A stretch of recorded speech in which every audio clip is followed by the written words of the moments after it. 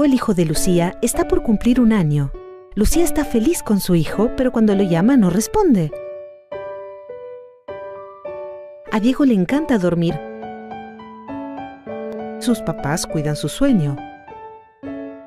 Pero un día sucede algo que no esperan. A pesar de los ruidos, Diego no reacciona. Diego no es dormilón, simplemente no los puede escuchar. Aproximadamente 1 a 3 niños de cada 1000 recién nacidos tienen una pérdida auditiva. La detección temprana y la visita a un especialista son sumamente importantes. Existen soluciones. Consulte a su médico. Cristian, lamentablemente yo no me he dado de cuenta. O sea, tuve a mi hijito, ¿no? Ha nacido todo normal, he tenido en la casa, claro que los doctores me han atendido de mi centro. Y claro, era grande el niño, era de 4 kilos y 300, grande. Entonces todo estaba sano, a mí me parecía que estaba sano. Cuando de repente ya ha cumplido 1 año, yo voy a la escuela, tengo una amiga que tiene de la misma edad, mi hijito. Y esa señora le he escuchado, su hijito decía mamá y de mí nunca me ha dicho mamá. Y cuando yo he vuelto a mi casa le he hablado a mi hijito, ¿por qué no me habla?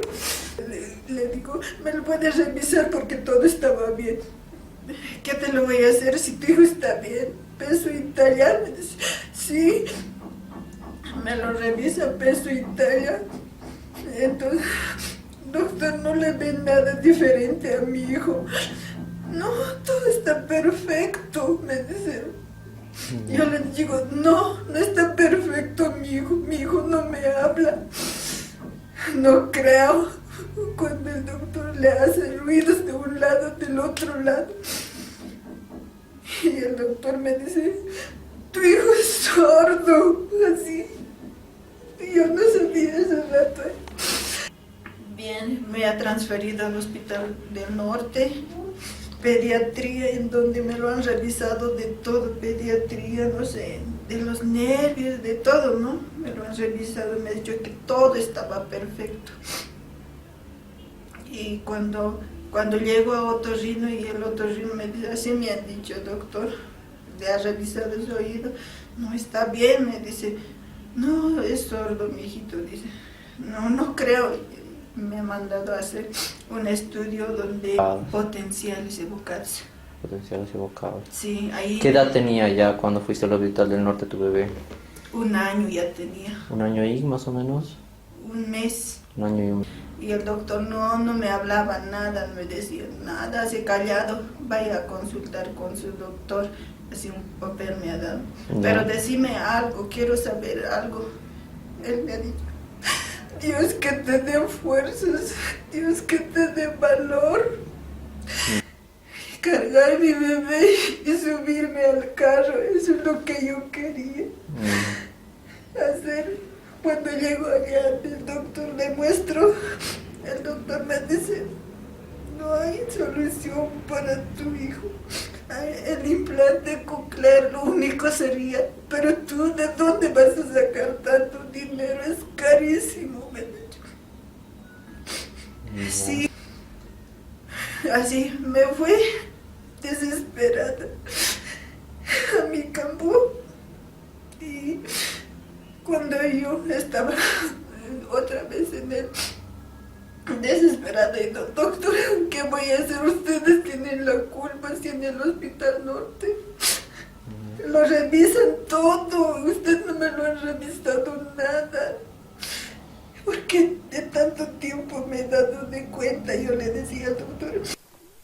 Buenas noches, ahora vamos a hablar del tema de hipoxia infantil. Mi nombre es Gabriel Pomar Romero, voy a hablar un poquito sobre este problema que lastima mucho a las familias, a la sociedad. El detectar la hipoacusia a temprana edad es diferente que detectarla a muy alta edad. A alta edad me refiero en niños mayores de 4 años. Entonces, ¿qué es lo que produce? Entender las sorderas, entender la función del oído. El oído nos permite adquirir lenguaje. Todo lo que una persona escucha le empieza a repetir. Entonces, ¿qué pasa esto con nuestros hijos, con nuestros sobrinos, con todos los recién nacidos? Y a medida que van creciendo los niños, empiezan a ser entes repetitivos. Y si estas personas, estos niños, no escuchan, lo que pasa es que no van a desarrollar el lenguaje. Y de ahí que el oído, que nos permite a todas las personas escuchar y repetir y diferenciar todo y poder comunicarnos, cuando desarrollan el lenguaje no lo tienen esos niños. Entonces hablamos de una sordera o hipoacusia prelingual y poslingual. ¿Saben? La hipoacusia es un trastorno sensorial. Entonces hablamos que este trastorno sensorial produce diferentes tipos de problemas y dificultades en la comunicación. Problemas psicológicos para el niño, problemas psicológicos para la familia. Bien. Bueno, todos somos acá médicos generales, entonces vamos a hacer algo muy concreto, muy puntual. Hablar de la sordera en el recién nacido, hablamos que tiene unas consecuencias negativas en el desarrollo del niño. Solo disponemos de un periodo de tiempo de 4 años, porque hasta los 4 años es cuando se forman diferentes sinapsis en el área temporal destinada a la audición. Y si pasamos este tiempo y hemos detectado la hipoacusia o la sordera después de esta edad, ¿qué es lo que pasa? Esta ya ha disminuido de tamaño porque otros sentidos han ganado espacio y han invadido este sector. Y bueno, si nosotros detectamos una hipoacusia a los 9 años, será muy diferente que detectarla antes de los 4 años de edad. De ahí que tenemos problemas y cuando los niños son detectados a tiempo y los que no son detectados. Se habla mucho del lenguaje de señas, hay muchos grupos que van apoyando esta noción, pero mi punto de vista es muy diferente, ¿no? Tener profesores en el aula, bien señalado alguien que esté hablando con lenguaje de señas, tener canales de televisión y tenemos ahí alguna persona que está con lenguaje de señas también transmitiendo. Bueno, capaz hasta ahí podemos llegar. No vamos a tener una persona que transmita el lenguaje de señas en la universidad. No vamos a tener una persona que apoya a los hipoacúsicos con lenguaje de señas en el trabajo y, bueno, mucho menos en una tienda comercial. ¿Bien? Entonces, cambia mucho y drásticamente el manejo de la hipoacusia a futuro. ¿Bien? Como médicos generales tenemos que saber que hay problemas de conducción y problemas neurosensoriales que pueden producir hipoacusia y también una condición de voz que son cuando hablamos de hipoacusias mixtas. Bien, vamos a centrarnos en 3 puntos: hablar de malformaciones auditivas, las discinesias, hablar de hipoacusia neurosensorial y, bueno, la meningitis. La meningitis es una causa de hipoacusia neurosensorial. Vemos acá en la tabla cómo disminuyó la incidencia de meningitis desde el 2001 hasta el 2005. Lo que nos produce es una ossificación coclear. Si un niño tiene meningitis, debe ser estudiado pronto. Bien, porque si pasan meses que ha tenido meningitis, recién nos damos cuenta que es sordo y no nos sirve. Bien, porque la cóclea se ha osificado, la posibilidad de hacer una rehabilitación de este niño ha pasado y directamente se aumenta la complejidad porque esta cóclea ya no puede recibir un implante auditivo y pasa a ser un candidato para un implante de tronco, que las expectativas son mucho menores. Entonces, si un niño tiene meningitis, médicos generales, seas vos terapista, seas vos pediatra, seas neurólogo, tienes que saber que debemos estudiar la hipoacusia pronto en este niño. Hay estudios en cuanto a tensiones acústicas, potenciales evocados que se tienen que hacer cuando el niño está internado y está cursando la meningitis, para así diagnosticar a tiempo y poder rehabilitar lo más pronto posible y evitar que quede con un daño irreversible. Hablando ya más de la hipoacusia de los recién nacidos, habla de una hipoacusia neurosensorial congénita, aquellos niños que nacen totalmente sanos, bonitos y demás, parecen totalmente sanitos, sonríen, te miran, te divierten, se transmiten, se comunican, y capaz en algún momento llegan a balbucear, de papá, mamá, pero bueno, pero no es un papá, mamá, claro, es un papá, mamá. y pueden decir papá a mamá tal vez hasta los 2, 3 años, ¿no? Pero es capaz por simple imitación, un tipo de lectura labial. Esta hipoacusia neurosensorial que puede ser leve, moderada, severa, profunda, bien, tiene una incidencia de 1 a 3 cada 1000 nacidos vivos en general. Cuando hay factores de riesgo para hipoacusia, que póngase un niño prematuro, un niño que ha estado con ictericia neonatal, que haya recibido una cirugía, por así decirlo, no sé, una hernia tal y ha entrado a quirófano, lo operaron al tercer día y después pasó a terapia intensiva, se quedó ahí unos 3 a 21 días o meses con respirador, medicación ototóxica y demás. Y bueno, capaz salió el niño y bueno, con el tiempo el niño parece que se recuperó, pero nunca empezó a desarrollar el lenguaje. Tenemos que poner atención a eso, también a los niños que tardan en desarrollar el lenguaje, ¿no? Ya están a los 3, 4 años recién empezando a decir papá, mamá. Bueno, son pacientes que capaz tienen una hipoacusia entre leve y moderada y no ha sido diagnosticada. Entonces es un signo de alarma como médico general que tenemos que tenerlo en cuenta. Tenemos que tener en cuenta además que solamente el 40% de estas hipoacusias neurosensoriales profundas son candidatos a implantes auditivos. Bien, y como les decía, a veces son niños sanos, los papás son sanos, no tienen antecedentes de hipoacusia y bueno, eso le pasa al 90% de las familias. Y es un choque muy, muy, muy drástico saber que tu hijo, tu sobrino, tu hermano tiene un niño con hipoacusia y no va a desarrollar el lenguaje. Ahora, les decía que la incidencia podía ser de 1 a 3, hasta 8 cada 1000 nacidos vivos. Acá tenemos otras enfermedades en las cuales, por ejemplo, el hipotiroidismo congénito es 1 cada 3500 nacidos vivos. Y bueno, pónganse a pensar que en el país sí existen programas para detección temprana de hipotiroidismo, no así para la detección temprana de hipoacusia. Bien, se hablaba un poquito hace un momento de factores de riesgo.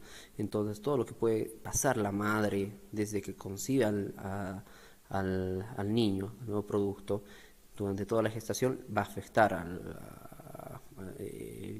secundariamente al oído y puede ser una causa de hipoacusia. Más aún cuando hay otro tipo de infecciones que puede pasar la madre, más aún cuando nosotros vemos muchas cesáreas que se realizan. ¿Y cuál es la principal indicación? Es sufrimiento fetal. Todo paciente con sufrimiento fetal, bien, más aún si ha sido operado de emergencia la madre, bueno, tenemos que tener en cuenta que ese niño ha estado sufriendo, entonces el oído es muy sensible a cualquier cambio. Los recientes avances en la tecnología nos permiten diagnosticar la hipoacusia entre los 3 a 6 meses de edad, o sea, saber si el niño tiene algún grado de pérdida auditiva. Las otoemisiones acústicas es el primer estudio que se hace a los recién nacidos. Es un estudio inocuo, bien, que lo que nos dice es la respuesta de la cóclea, si esta cóclea está trabajando o no, por así decirlo.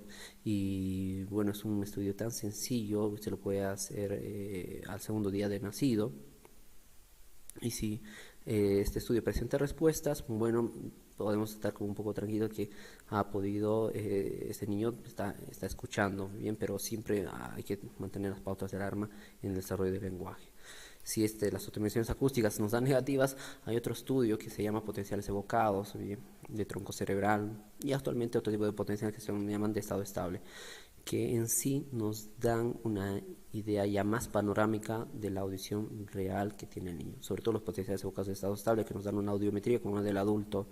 Y en un bebé tener de 6 meses tener un potencial evocado de estado estable, que se hace a partir de los 3 meses, es actualmente, gracias a la tecnología, para nosotros como especialistas y para la sociedad y para la familia y para los pacientes, la verdad, un avance muy grande y objetivo para diagnosticar las hipoacusias.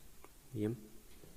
Entonces, si todo sale negativo, no responde a las otoemisiones, el niño no responde a los potenciales evocados, el niño tiene que entrar lastimosamente en otro tipo de valoración. Si nosotros tenemos una hipoacusia leve moderada, el niño capaz va a tener que estar audífonos. Si tenemos una severa profunda, el niño va a ser candidato a un implante coclear. Entonces, el tratamiento protésico, cuando la hipoacusia es leve a moderada, se hace con audífonos, bien, lo más tempranamente posible. Es un periodo de adaptación en el cual trabajan otras especialidades, las fonodiólogas, las psicólogas y demás. Y con el respecto a los implantes auditivos, cuando la hipoacusia es severa o profunda, se realiza un estudio ya más objetivo. Si el niño tiene una hipoacusia entre severa o profunda, se hará tomografías, resonancias magnéticas, otros tipos de potenciales evocados, medición de algunos parámetros ya más de especialidad para ver qué tan exitoso puede ser el implante auditivo en este niño, el implante coclear, en otras palabras. Entonces entra en un programa preimplante y se maneja otro programa que es postimplante. El programa preimplante es la selección del paciente, ver las condiciones que tiene, las comorbilidades y demás. El programa postimplante incluye la rehabilitación de los pacientes. Un paciente que recibe un implante coclear, que es un dispositivo que se coloca en el oído interno, no quiere decir que se coloque el dispositivo con la cirugía y después empiece a escuchar al día siguiente. No, pasa un mes hasta que cicatriza la herida quirúrgica, se enciende el dispositivo y se empieza con la rehabilitación. La rehabilitación puede tardar 1, 2, 3 años. Pónganse a pensar que un niño que es implantado y es encendido, pónganse que es encendido a los 3 años de edad. Entonces, a los 3 años de edad el niño nace al sonido. Ustedes sabrán que un niño normal, cuando nace, recién empieza a decir papá, mamá, más o menos al año de edad. Y imagínense que lo que pasa con niños implantados a los 3 años, no va a decir papá, mamá al mes. Entra en el programa de rehabilitación y bueno, llevará su tiempo, sus años, para que empiece a nivelarse. Bien. Acá les muestro una tabla de los costos más o menos que analizamos con personal del Ministerio de Salud, qué costos iba a tener cada paciente, ¿no?, en realizar un implante coclear y rehabilitarlo, más o menos unos $35,000, tanto en la selección, la cirugía, el costo del implante, el programa de rehabilitación, bien, que hasta la cirugía, bien, es casi el mismo precio que tiene el costo de la rehabilitación. Entonces hay que trabajar mucho en esto, aunque aparentemente los precios de los implantes auditivos parecen altos, la recuperación, si es que se logra que esta persona pueda desarrollar lenguaje, es muy grande, bien, porque podemos reinsertar a estos niños a la sociedad, le quitamos una discapacidad, evitamos que en un futuro estos niños sean sordomudos. Esto cuando vemos a niños que parecen sanitos. Tú tienes tu hijo, es sanito, bueno, tienes que hacer un estudio de audición. Bien, no sabes, bueno, ten en cuenta que el 90% de los niños hipoacúsicos tienen padres sanos. Actualmente hablamos de implantes cocleares bilaterales, una realidad que capaz acá en Bolivia estamos un poco lejos por el tema, porque bien sabemos que la salud no es una prioridad ni una política de Estado acá en Bolivia. El segundo punto que vamos a tocar es hablar de las malformaciones auditivas. Capaz esto es más frecuente acá en Bolivia, mucho más frecuente que en relación a otros países. Tenemos diferentes grados. Nosotros, esto es algo que ya lo vemos. Nace un niño con un problema en el oído, con una malformación, y nos damos cuenta al tiro. O sea, no necesitamos ser médicos para ver esto. ¿Y qué tenemos que saber? O sea, no es que esté feíto esto, sino lo que tenemos que tener en cuenta como médicos, que esto sí produce un problema de audición, produce una hipoacusia y también producirá un trastorno en el desarrollo del lenguaje del niño. Estos tipos de problemas de malformaciones pueden ser unilaterales, pueden ser bilaterales, se asocian a algunas malformaciones. Ten en cuenta que si tú quedas embarazada, a partir de la tercera semana de gestación ya se empieza a desarrollar el oído. A partir de la tercera semana de gestación ya puede empezar a producirse malformaciones. Generalmente son unilaterales el 70%. Entonces uno dice que, bueno, si el oído que parece sano escucha, entonces el niño va a desarrollar el lenguaje, le va a costar un poquito y no. Actualmente hablamos de otros temas que nosotros le decimos binauralidad, que en un momento les voy a mencionar. Las disgenesias, miren, en la raza blanca tiene una incidencia de 1 cada 15.000 nacidos vivos. Biología Europea nos menciona 1 cada 12.000 incluso nacidos vivos. En el norte argentino, no tienen datos casi actuales, bien, tenemos una incidencia, miren, de 1 cada 2.500 nacidos vivos. Entonces bastante alta en relación a la biografía norteamericana y europea. Aquí en Bolivia no existen estudios concretos de disgenesias auditivas. Encontramos un estudio realizado por los pediatras neonatólogos del Hospital Materno Infantil de la ciudad de Oruro, en los cuales ellos detectaron en el 2016 una incidencia de 1 cada 1350 nacidos vivos, que es la verdad, es una tasa una incidencia muy alta de malformaciones auditivas, demasiado alta, comparado con toda la biología. Y bueno, esta incidencia viene desde el sur de Ecuador, pasa por Perú, Bolivia, norte argentino, norte chileno, ¿no? Es muy raro ver en Europa malformación, pero acá sí lo tenemos bastante. El hallazgo es clínico, ¿verdad? Vemos la malformación, pero lo que tenemos que saber es que le produce hipoacusia. Una hipoacusia generalmente conductiva de transmisión, bien, o sea que no solamente la malformación del pabelloncito auricular, trae consigo malformaciones del conducto, a veces está cerrado, trae malformaciones importantes de la cadena de huesecillos, malformaciones de la caja, trayectos nerviofaciales aberrantes, a veces también presenta malformaciones del oído interno y se producen hipoacusias mixtas o neurosensoriales. Bien, eso tenemos que tenerlo muy en cuenta. Entonces, tenemos algunos estudios audiológicos, bien, que les decía que se pueden hacer en adultos, ¿no? Audiometrías y demás, pero en adultos. Pero ¿qué pasa con los niños? En los niños, si tienen una malformación, generalmente tenemos que estar seguros que el oído que parece sano está funcionando. Y ahí volvemos a lo otro, ¿no? Se pueden hacer emisiones acústicas, potenciales evocados de tronco cerebral, los potenciales evocados de estado estable y demás. Pero acá lo más interesante de la tecnología es hacer los potenciales evocados auditivos de estado estable, que nos da una audiometría porque se puede hacer tanto por vía aérea, por vía ósea, entonces nos da directamente una audiometría como si tuviéramos una audiometría del adulto. Y acá es importante señalar qué es la audición monaural y qué es la audición binaural. Algunas veces ustedes seguramente todos hemos escuchado música con auriculares. Cuando nos colocamos un auricular escuchamos de una manera diferente cuando escuchamos con los dos auriculares. ¿Qué pasa cuando escuchamos los dos auriculares? Lo escuchamos mucho más claro, lo escuchamos mucho más fuerte, entonces un efecto de sumación. Ese efecto de sumación es un efecto que lo tienen perdidos las personas que tienen malformación unilateral y escuchan con un solo lado. 2. La localización del sonido es diferente, les cuesta a las personas que tienen solamente audición de un solo oído. 3. El entendimiento en ambientes ruidosos. Les cuesta a las personas que tienen audición monaural escuchar en ambientes ruidosos, entender en ambientes ruidosos.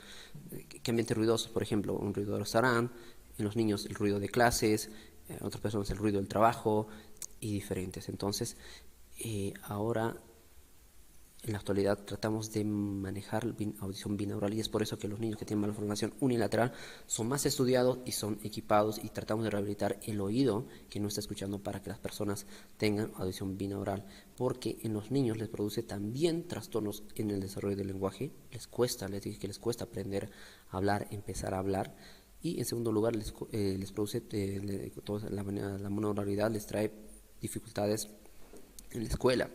Bien, hay estudios en los cuales reportan que los niños tienen más riesgo de repetir el año en edad escolar, los primeros 5 años de escuela, en relación a los niños que tienen audición binaural. Nosotros posteriormente, en un recién nacido, podemos hacer emisiones acústicas. Tiene 3 a 6 meses, le hacemos potenciales evocados, ya tenemos la audiometría, ya sabemos qué vamos a hacer. No nos sirve de nada hacer una tomografía al recién nacido porque está todavía el oído en desarrollo, entonces se hará una tomografía a partir de los 3 años, 4 años de edad, cuando el oídito haya terminado de desarrollar. Pero lamentablemente todos nos vienen a consultar por la malformación y no por las consecuencias funcionales que tiene esta. Todos buscan una solución estética al problema de la malformación, las cuales en la actualidad no han podido desarrollar al 100%. Nunca hemos podido tener hasta la fecha una orejita estéticamente normal. Bien, hay algunas prótesis, como vemos acá, de silicona, que son más aceptables y demás. Ahora, ¿qué es lo que pasa? Nosotros hablamos, no sabemos qué camino vamos a tomar y es difícil explicar a la familia y también, así como colegas, explicarles que no solamente existe un tema estético, también existe un tema funcional que repercute en el desarrollo del niño y es lo que tenemos que tener en cuenta. Cuando nosotros vemos una malformación en un niño, en un recién nacido, como la primera foto que les mostraba, que nos llevan bebés recién nacidos de días, han nacido con malformaciones, tenemos que tener en cuenta de que esa familia, esa madre está sufriendo, bien, entonces tenemos que manejar desde otro punto de vista. Tenemos que tener en cuenta que el sufrimiento y el tema psicológico que atraviesa la familia es muy importante, y más aún lo será cuando empiecen a estigmatizar a los niños cuando vayan a la escuela, porque las reconstrucciones auriculares se hacen a partir de los 6 años de edad, o en otras escuelas a partir de los 10 años de edad.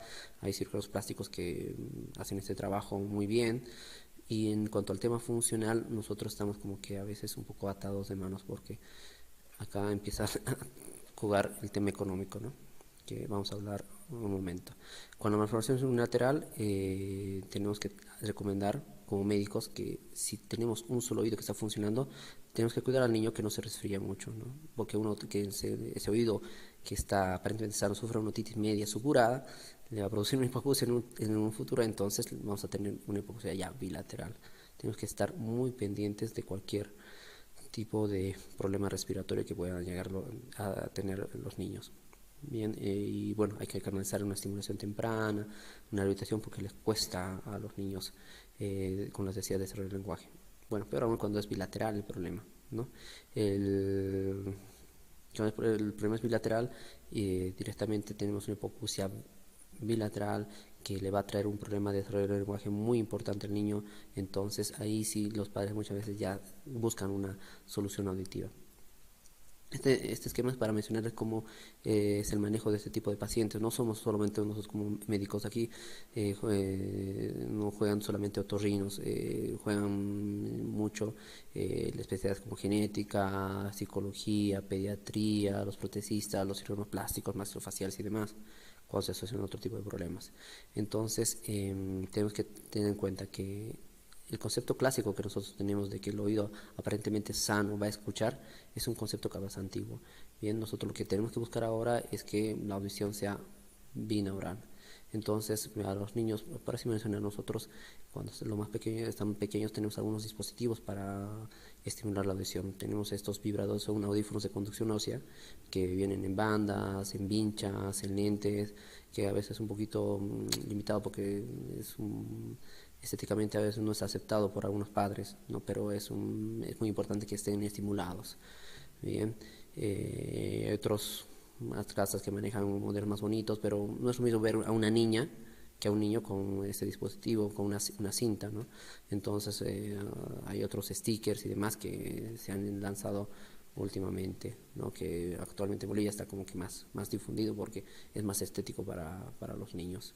La ganancia de esos dispositivos, la verdad, los ayudan bastante, pero no logran una audición perfecta, mejoran un 80% la hipoacusia. Si uno quiere recuperar la hipoacusia en un 100%, hablamos de funcionalidad, y estos dispositivos son implantes de conducción ósea, estos tornillos percutáneos que aquí en Bolivia hay bastantes usuarios que lamentablemente tienen muchos problemas con infección y demás, y bueno, algunos se extruyen y bueno, las familias van sufriendo. Hay otros dispositivos que son totalmente subcutáneos, que la verdad les cambia la vida cuando se los colocan, porque les da un 100% de audición y los llegan a rehabilitar. Como les dije anteriormente, el tema de precios tanto en las bandas y vibradores, los implantes son carísimos. Entonces, ¿qué es lo que tenemos que guiar a los padres que tienen niños con malformaciones?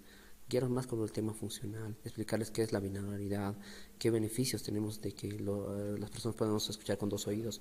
Como uno decía, el efecto de sumación.